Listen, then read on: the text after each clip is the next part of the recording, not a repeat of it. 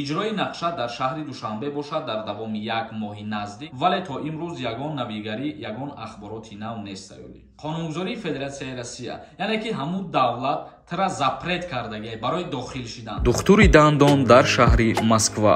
Бародарони тоҷик дар хизмати мову шумо мебошанд. Ҳама намуди бемориҳои дандонро табобат мекунанд. Барои сафед кардани дандон, барои пломба мондани дандон, барои табобат кардани хунукиҳои дандон, ба рақамҳои рӯи экран дар тамос бошед. ҳатман аз номи канали мо муроҷиат кунед. Духтури дандон бо нархи арзон ва дастрас.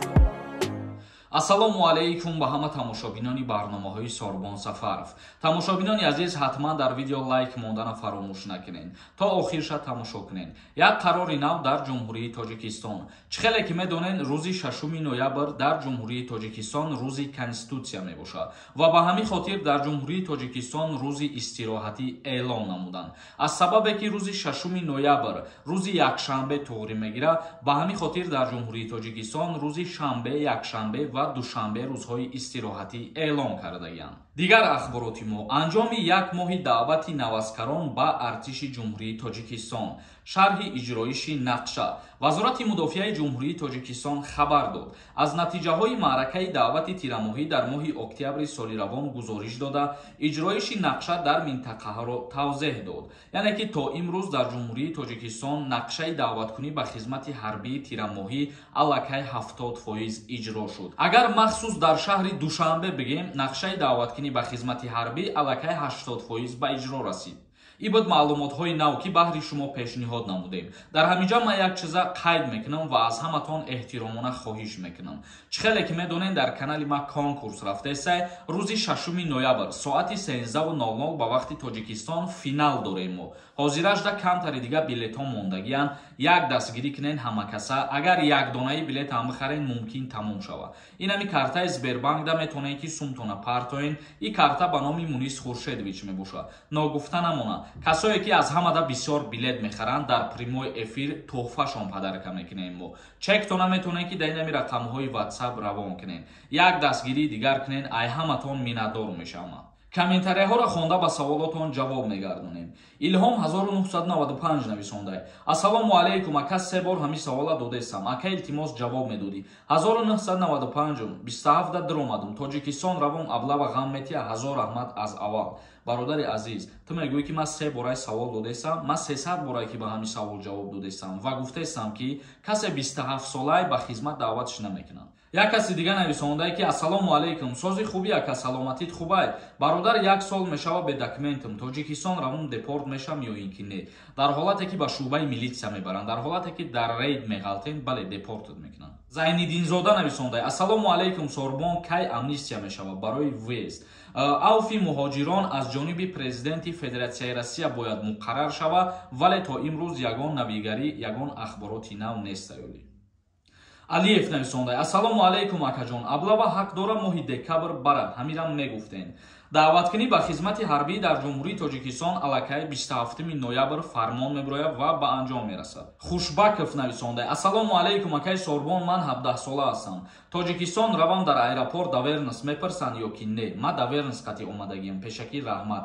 ҳаму Давернсе ки рафтагӣ айс, ҳаму агар муҳлат боша, дар дастат боша, қати касе ки рафтагӣ бошӣ, Давернс ба номи касе боша, бо ба ҳамун метавонӣ ки биёй. Вале агар ӯ ба номи дига кас боша ва ҳаму одам қатита наёя рӯзи омаданат, бо ба ту Давернс дар корае ки ай Россия ба Тоҷикистон биёй. Сулаймон нависондай. Ассалому алайкум бародар Сорбон. Ман чанд солае ки дар Россияям. Баъди охирон бор граница гузаштан ягон документ накардам. Агар ба Тоҷикистон равам, депорт мекунанд ё ки не? Ты худат яв намедонӣ ки қонуншиканӣ кардесай. документ надорӣ, яъне ки регистратсия, патент, ҳамин чизое ки ба муҳоҷирон лозимаи ты надорӣ ва дар вақти омаданат бале метавонанд ки запрет на въездат кунанд. Аҳмадҷон Самадов нависондай. Салом ака, мара ба қарибӣ депорт карданд. Метавонам ному фамилияма алиш кунам бо бирам. Хоб гӯш ки бародари азиз, қонунгузории Федератсияи Россия, яъне ки ҳамун давлат тра запрет кардагӣ барои дохил шидан ва бо ту бо роҳи ғайриқонунӣ ном таълиш мекунӣ ва ворид мешавӣ. Дар ин ҳолат ки агар дастгир кардан, метавонанд 10 моҳ аз озодӣ маҳрум кунанд ё ки як умра депортатсият кунанд. Ба ҳамин хотир бо роҳи ному фамилия иваз кардан вориди Россия нашен ягонтар. Абдувалӣ нависондай. Ака бахшиш, як савол дорам. Шумо ин маълумотҳоро аз куҷо пайдо мекунед? маълумотҳое ки ба муҳоҷирон тааллуқ доранд аз сомонаҳои Федератсияи Россия мо гирифта тарҷума мекунем ва баъдан пешниҳоди шумо мекунем. Ахборотҳое ки оиди ҷумҳурии Тоҷикистон мебошанд, ягон қонуни нав ё ягон қарори нав ё ягон савола ҷавоб додан аз китобҳо мехонем ва аз сомонаҳо дастрас мекунем ва баҳри шумо пешниҳод мекунем. Доллар нависонда: ассалому алайкум ака, регистратсиям буд шид, бо продлит кардам, зарар дора ё ки не? Ҷавоб те пешакӣ раҳмат. Дар ҳолате ки регистратсия буд мешава, албатта ки бояд туро продлит кунӣ. Бе регистратсия гаштан мумкин нест, ягон зарар надорад. Тиҷей нависонда: ака, саволи мара ҷавоб де, илтимос, Москва душанбе парвоз кунӣ, ковид мепарса, яъне теста дар назар дораи бародармон, аз ҳар куҷое ки шумо билет мехарен ҳаму авиакассара бупурсен, вобаста аз ширкатҳое мебошад ки шумо парвоз мекунед ва меоед.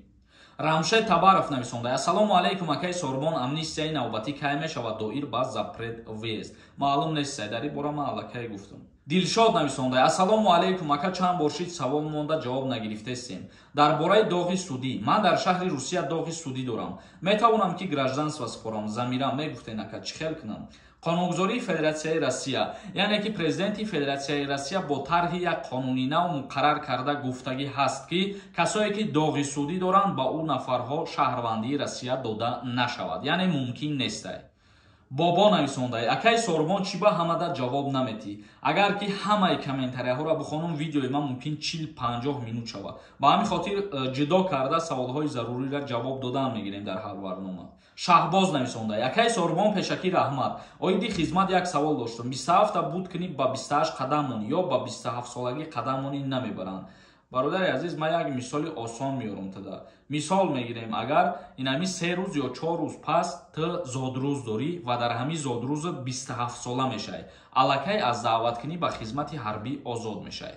Тамошобинони азиз, ба ҳамин барномаи имрӯзара ҷамъбаст мекунем. То барномаҳои дигар, худованд ҳамаи мо шуморо нигаҳбон бошад.